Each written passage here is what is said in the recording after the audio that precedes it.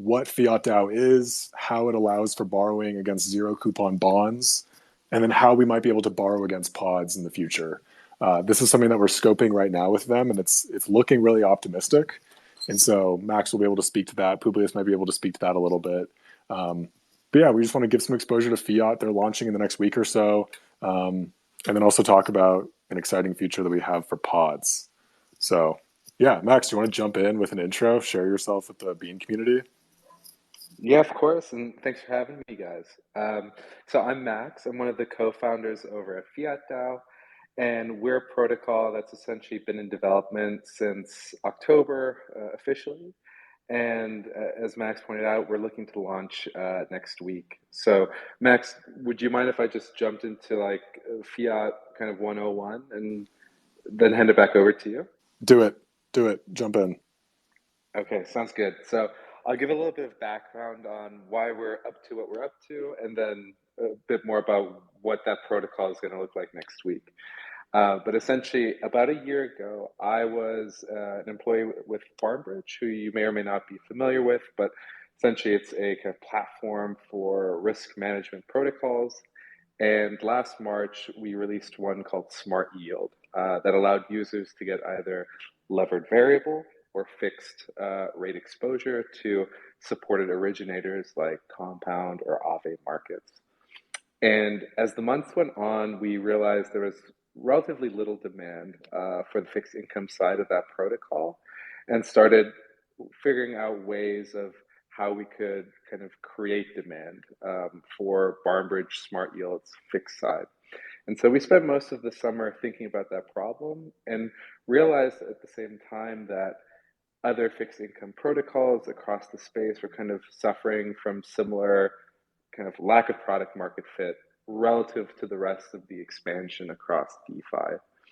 And so with that in mind, we kind of started thinking about, how can we make fixed income in DeFi be more attractive just across the board, not just for Barnbridge. And in kind of having that conversation, we look to, how TradFi interfaces with fixed income. And obviously that's a very massive, thorny beast of a market. It's, just as big, if not bigger than traditional equities markets. But one of the key things that the traditional fixed income market has that DeFi's fixed income has not had to date is access to leverage, right? And so when we think about DeFi today, I think the kind of overarching theme is always this idea of superfluid collateral, which is what Dan Elitzer from Nascent kind of codified back in 2019 with his blog post, and we've seen to date with the popularity of proof of liquidity tokens. But essentially, if you put your collateral in a pool, more often than not, you expect to be able to do something a little bit more, right? With like the IOU you get back. You never really want to be the end of the road for someone. And so the problem with fixed income assets to date in DeFi has been that, you take this position in Barnbridge, you take this position in Notional or Element Finance, and that's kind of it. You have locked in a cool gain for over some amount of time, but you're not really able to do much more with that position, as opposed to, like if you're holding spot ETH or holding staked ETH from Lido, you can actually borrow against it and go do something else and kind of lever up your exposure or at least give you more flexibility. And that just hasn't been the case to date. So this is where FiatDAO comes in. Essentially, we're trying to create a protocol that can, at its core, offer leverage to fixed income assets and later on to illiquid derivatives in general. Just because this has been a thorny issue across DeFi, across derivatives protocols in general. And in the real world, this is answered by something called a repo market or repurchase agreement market, where people can essentially lend cash to people who are putting up bonds as collateral. And that's just like a massive gaping hole that doesn't exist in DeFi today.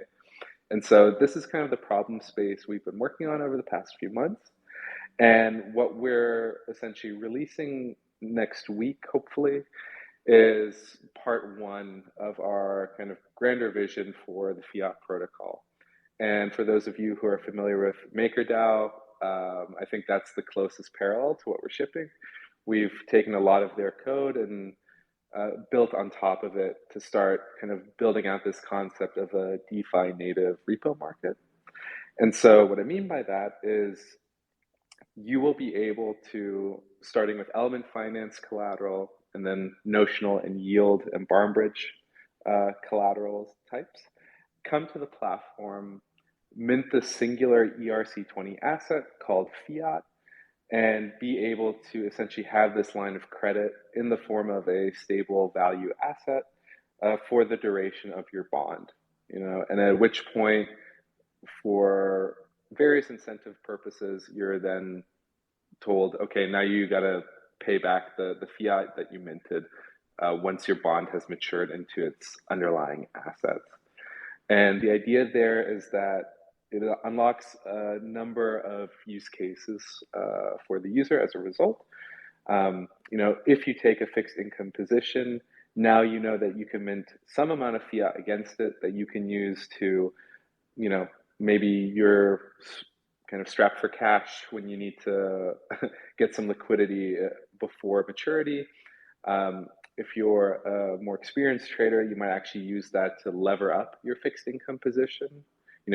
Take that fiat, sell for more USDC, get another USDC bond, and kind of stack those fixed income positions. And it just reintroduces a degree of flexibility that most DeFi users are familiar with, but have not been able to access to date. And kind of the reason we thought it would make sense for this to be its own protocol versus incumbents to kind of offer this service were kind of twofold, right? So as we were making the decision to set out on this protocol, I think we identified two kind of existing camps of incumbents that could theoretically, support these types of assets in this type of functionality.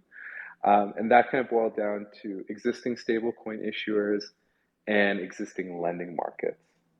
And so, there were reasons on both accounts as to why we weren't super confident in incumbents being able to offer this specific repo market functionality.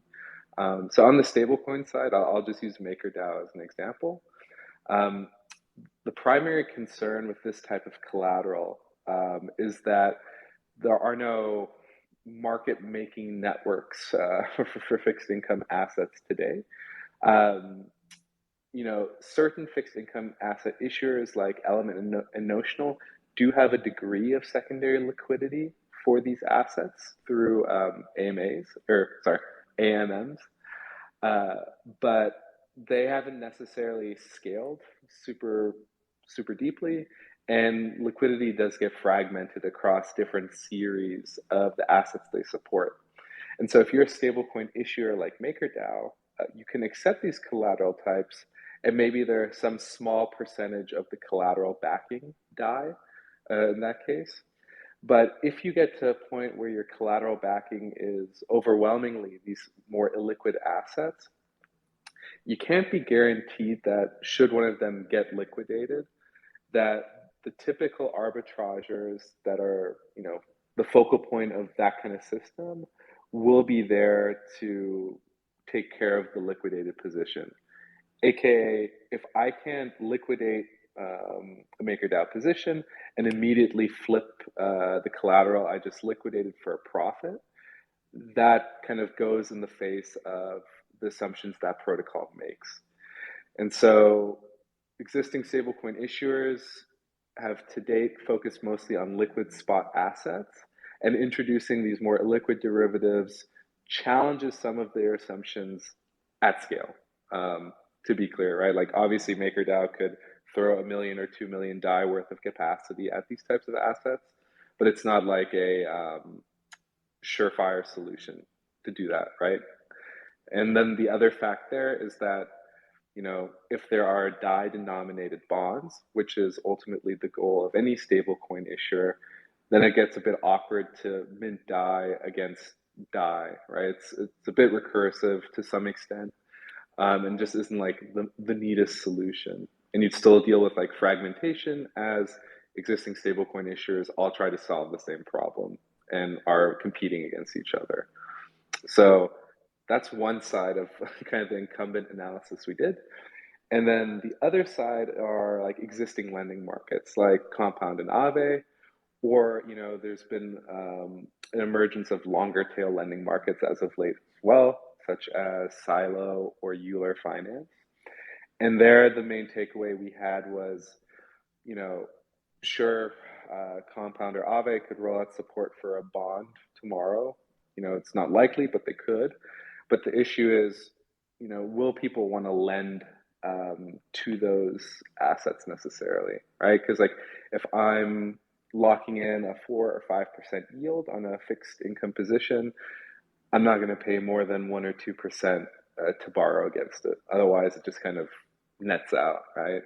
Um, and for that reason, right, that's kind of where this like stablecoin inspired model that we're starting out with comes from, because it's kind of one of the only ways to actually be able to offer this type of lending facility in a sustainable way.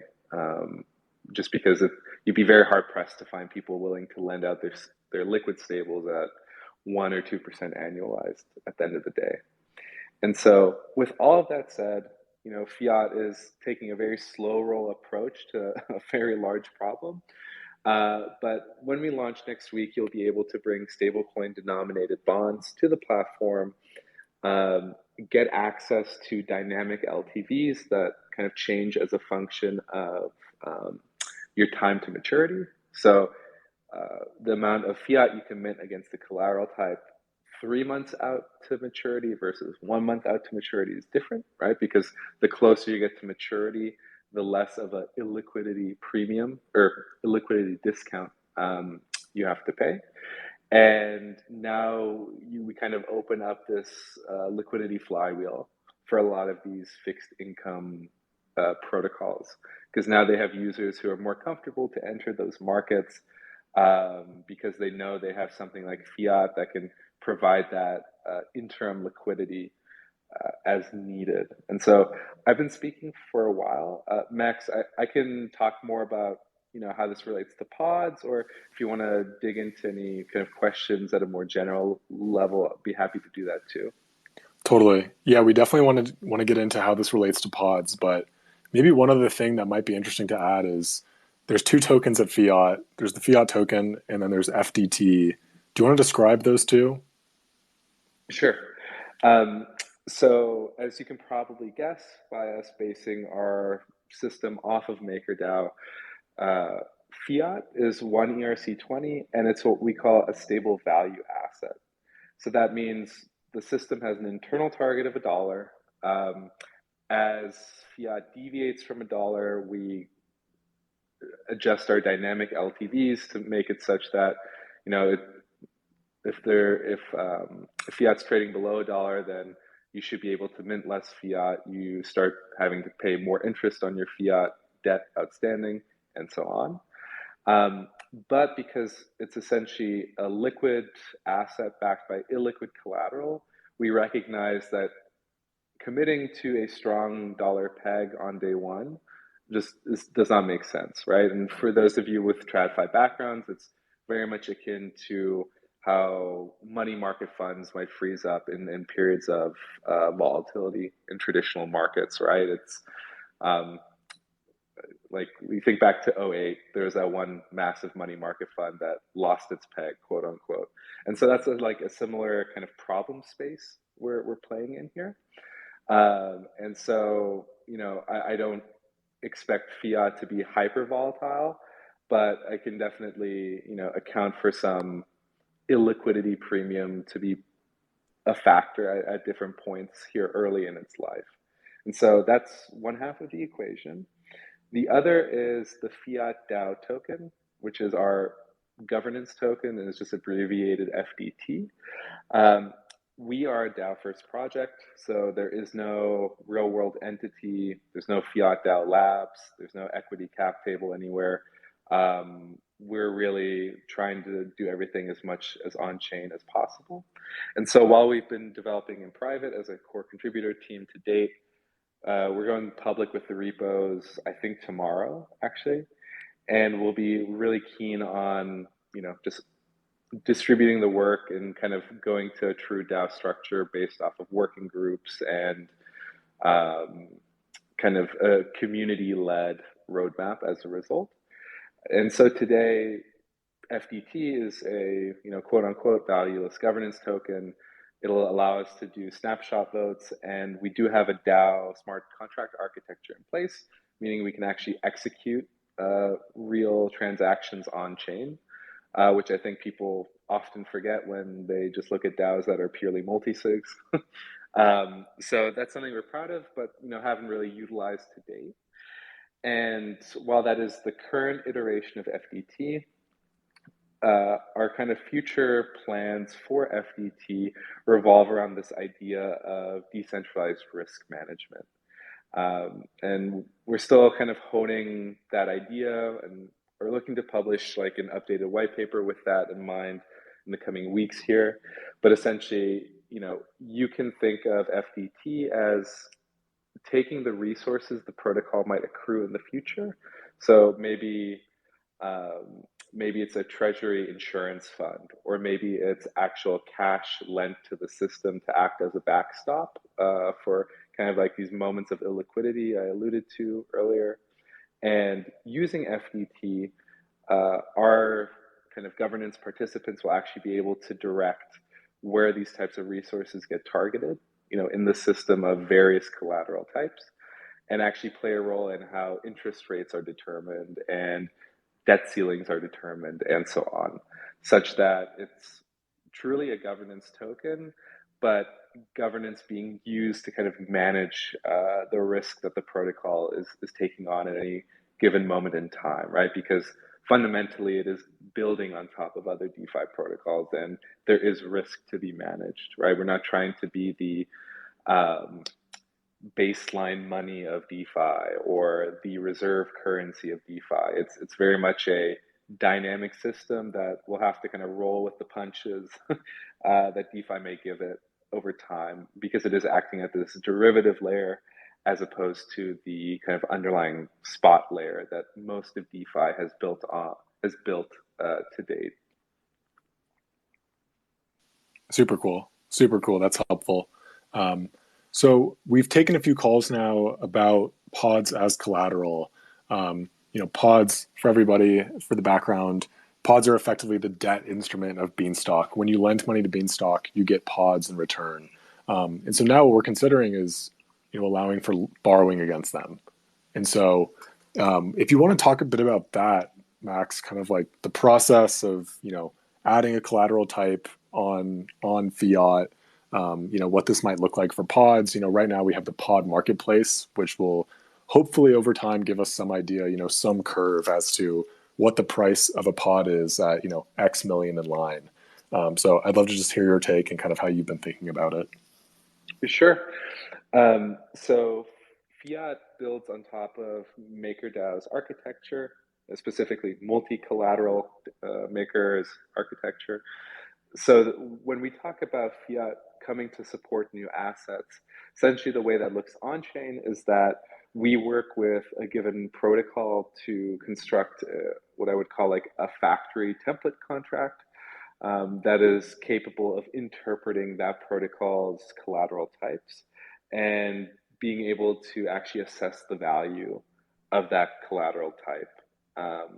And so to date, both in our white paper and what we're launching with, we focus specifically on zero coupon bonds that are fully collateralized, have a known maturity, and have a known fixed yield. But at its core, right, Fiat is actually kind of this generalized architecture for supporting a long tail of any illiquid derivative that has the ability to kind of implement a pricing methodology, which for those of you, who have actually ever tried to do something like this, that's actually a very heavy question for every single collateral type. We are in addition to kind of like the repos we're opening up tomorrow, we're also sharing more about our Oracle system called Delphi. And that is a very tricky kind of nut to crack. But, you know, in the case of this conversation around bonds, or sorry, around pods, what's unique about them, right, is that they are a fixed yielding asset, but the question becomes, when do they actually yield? And so they're not a traditional fixed income asset in the sense that we've been working with. You know, they're not a zero coupon bond with a fixed maturity, but there's still an opportunity here to think of a pricing methodology, or, you know, more appropriately, a kind of like discount methodology, uh, such that, you know, if fiat comes to support pods as collateral, users would be able to deposit a given pod, and there would be some kind of function in place, you know, built between us and the Beanstalk kind of protocol that would be able to come up with a valuation figure that can then be used to determine an appropriate loan to value or kind of credit line in terms of fiat for that given pod. And what we're excited about is, you know, the recent launch of the pod marketplace actually gives you quite rich data on how to think about any given pod, right? So for those who aren't familiar, you know, if you're coming from the fiat community, um, a given pod has a place in line, and depending on that place in line, and depending on the kind of market dynamics of the Bean token, that's what drives when a user is actually able to have a matured pod at the end of the day. And so this marketplace that Beanstalk has launched has allowed kind of price discovery to happen for pods across the spectrum. Because there's a line of pods, so to speak, that's uh, first in, first out. And so with that in mind, you can actually look at the market and see, okay, well, you know, the pod that is 1 millionth in line versus 100 millionth in line, there's some discount being applied to both versus a face value. And since Bean is is targeting a dollar, right? Like we can measure that as a discount from one essentially. And so, with that in mind, it actually does become possible to think of almost a discount curve where, um, you know, we have data points from a couple hundred pods that are listed on the marketplace, and you're actually able to kind of extrapolate from there what a pod in a given position that is given to fiat should bear as a discount as a result of its respective place in line. So I think this is a really good example of, you know, how does fiat expand beyond just this very basic zero coupon kind of zero coupon bond that's fully collateralized and has a known maturity, and starts expanding to different collateral types that can differ in, you know, many different ways.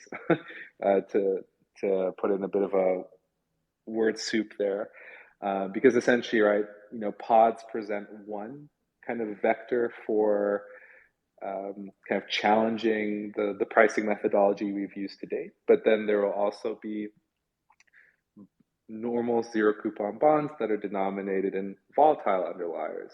That's a whole different problem space. Um, you know, I'm assuming in a couple months we'll start seeing DAOs issue debt, right? Like DAO bonds almost.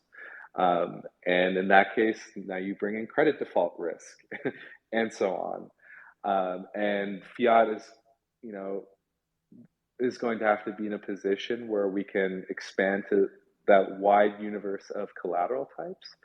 And ultimately, it really comes down to this question of, can you come up with a valuation methodology for that collateral that takes into account its unique kind of risk profile? And doing that at a permissionless protocol level is very tough, and you're going to have to you know, err on the side of caution. But you know, I think this is an example of how DeFi is really taking baby steps towards being able to kind of support more and more of financial activity on top of it beyond just crypto spot market speculation at the end of the day. Gotcha. Gotcha. That makes sense.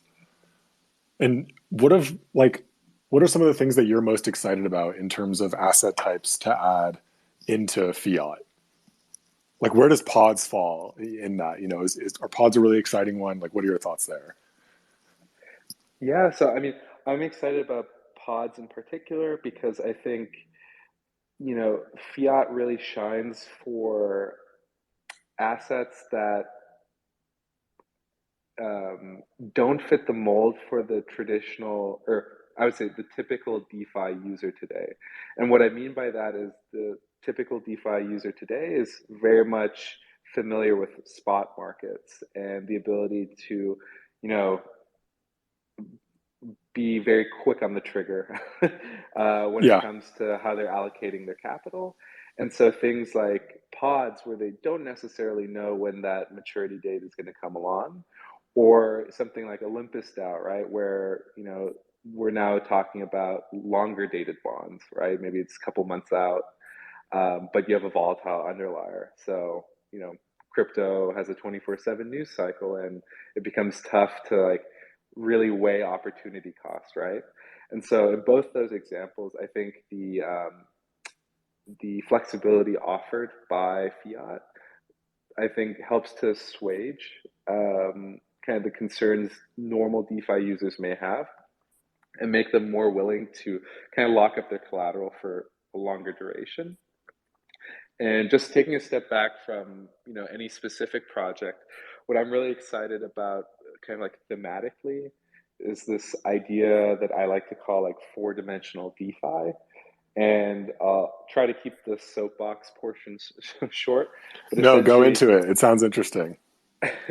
so like to date, I think we've accomplished 3D DeFi. And what I mean by that is, if you think about the various vectors of DeFi to date, what I would call one-dimensional DeFi is just the ERC20 token, for example, right? Like you have one point in space that is the asset itself.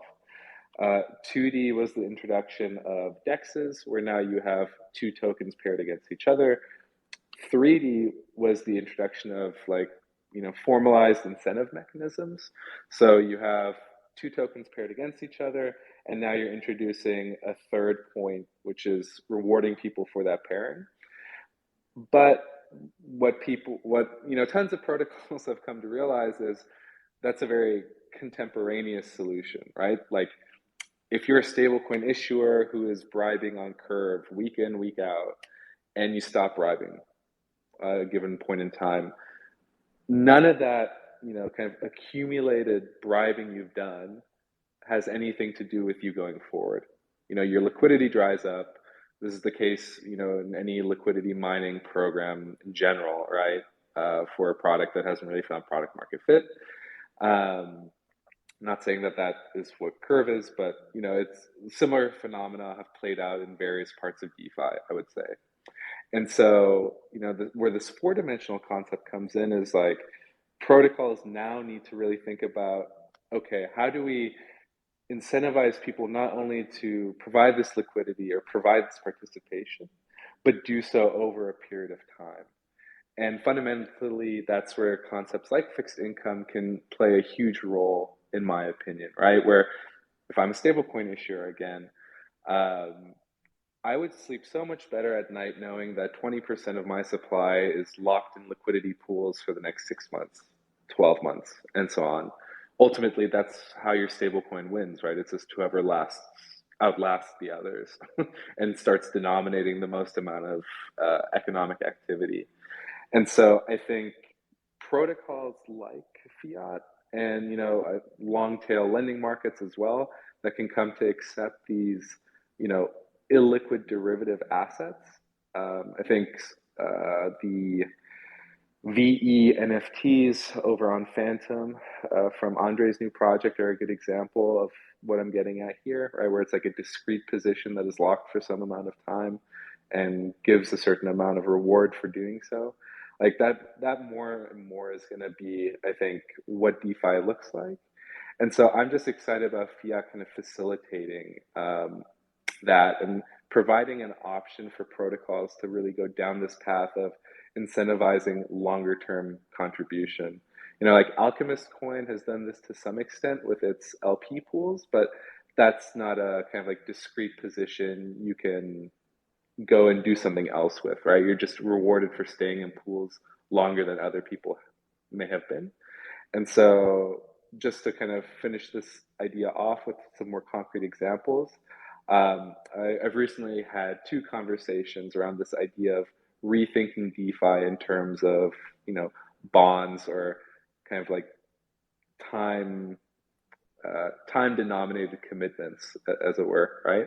And so one is with the kind of launch of Bancor V3, people will be able to make single-sided deposits to provide liquidity in like the Bancor AMM. And because those positions are impermanent loss protected, you can actually turn those into kind of fixed income positions, right? If you use something like AP Wine or Element or Pendle to kind of split up the yield that's earned on that single-sided deposit. And so this idea of like Bancor bonds or, similarly like tokamak bonds, I think will be a really powerful one just because of the, kind of incentive alignment is a lot better, right? If you're paying people to provide liquidity for some known duration of time as opposed to just, block by block emitting rewards. And then the other is, I think there's also an opportunity on the kind of cross-chain liquidity bridging front, right? Where you have this issue today where, people might be happy to provide liquidity to a bridge protocol when volatility is low, but when volatility is high and they're worried, oh shoot, like all of the, stables I lent to this protocol are gonna get taken by people that are bridging back to Ethereum mainnet, or as was the case with the Phantom Solidly launch, right? I think so many people bridged to Phantom that I think they ran out of USDC or FTM on one of the sides of the main bridge between there and Ethereum. But, right, like that kind of stuff happens. And so I think, the opportunity there for bridging protocols to use bond type mechanisms, for people to provide liquidity to them for a known period of time could be compelling too.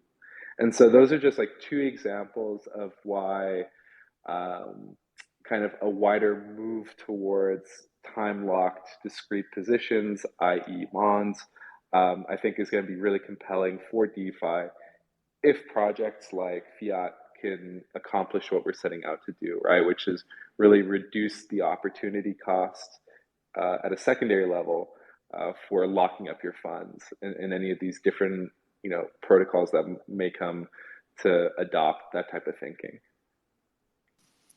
Dude, that calls for a blog post. There needs to be a FiatDAO as the 4D layer of DeFi. I probably should do that, huh? You've inspired me. No, that's awesome. I love that take. It's really cool. Yeah, and so with that, is there anyone who wants to ask any questions about pods as collateral or ask Max any Fiat specific questions? I can invite you up if you have something to ask.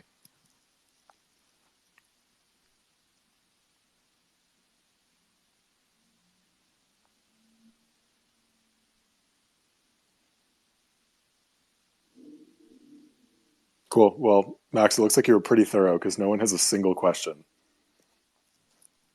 May have rambled a bit too much, but if anyone, does wind up having extra questions, we're on Discord and I'm on Twitter, and always happy to discuss more because I know a lot of this is theoretical at the moment, and ultimately, until Fiat ships, it's just my views on where the space can go. So I'm definitely excited for us to go live next week, and I would be happy to kind of revisit the conversation as we get closer, just even in our own collaboration here between Fiat and Beanstalk, to kind of revisit, how this is actually playing out once we're live. Totally. We actually have Ryan Stalker who just came up if he wants to jump in with a question. How's it going, Max and Max? So real quick question about the pricing curve that you're studying for the pod marketplace.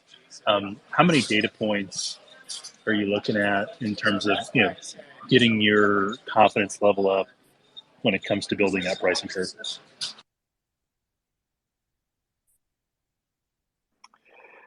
So I think at the moment it's a relatively shallow order book, right? I think, and Max, you can correct me if I'm wrong, but I think it was only 100 kind of entries at the moment. But it is a relatively new development, and I think as that pod marketplace kind of grows over time, and it's a bit of a chicken and egg situation too, where maybe that marketplace would be more dynamic, with additional fiat lending capabilities, right? But I think that's something that can be calibrated as you go, right? Because if you have the ability to be very conservative in initial LTVs, then the output from that order book, even if it is, a bit there, not as hyper efficient as we would all like it to be, it can at least put you in the right ballpark at the end of the day. And Max and team, I don't know if you have kind of opinions on that, but I do really think it is like a chicken and egg thing where you can start out with like a not so calibrated, as a result of not that many data points being available kind of methodology. And then, over time, as it becomes deeper in liquidity, you're actually able to put more and more confidence in the methodology. Yeah, and right now there's, a few buy orders. When you're on the market, when you're on Bean.money and you go to market and you see those green lines, those are, buy offers. And then the thing that's more plentiful is the sell offers. So even just with that, you can kind of set some bounds on it. But I think to set it up as a proper collateral type, we'll need to get a little bit creative.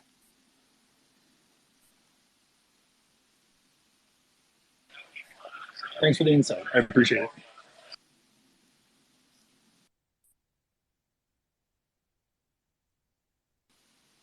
Does anybody else have questions about zero coupon bonds as collateral or pods as collateral?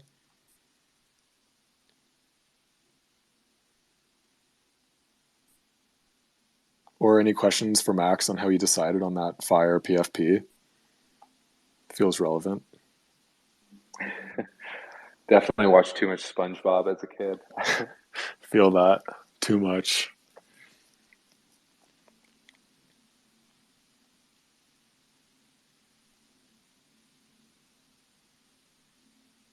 Cool, guys. Well, Max, unless there's anything else that you have, I can wrap us up. No, I mean, I think that covers it. That's very much the 35,000 foot view on Fiat. But yeah, we're hopefully finally launching this coming week and, taking baby steps to that grander vision with, relatively conservative collateral and not all the moving parts in place. But you can hopefully try out Fiat next week then and look forward to kind of our roadmap for further development coming out these next few weeks as well. We are at FiatDAO on Twitter, and there's a link tree there that'll show you kind of all the resources we have in our community at the moment. Awesome. Well, thank you everyone for joining. This was hosted by Beanstalk Farms. Thank you, Max, for speaking. This was super interesting. We're super excited for you guys to launch. Much appreciated, man. And I've been following Beanstalk for a while now, and it's been very impressive to see what you guys have pulled off with such a, elegant system. I'm a big fan. So I'm looking forward to hopefully being able to collaborate between protocols in the future. And yeah, thanks again just for having me on. Totally. Yeah, it goes both ways. We've been super impressed with what you guys have been up to. So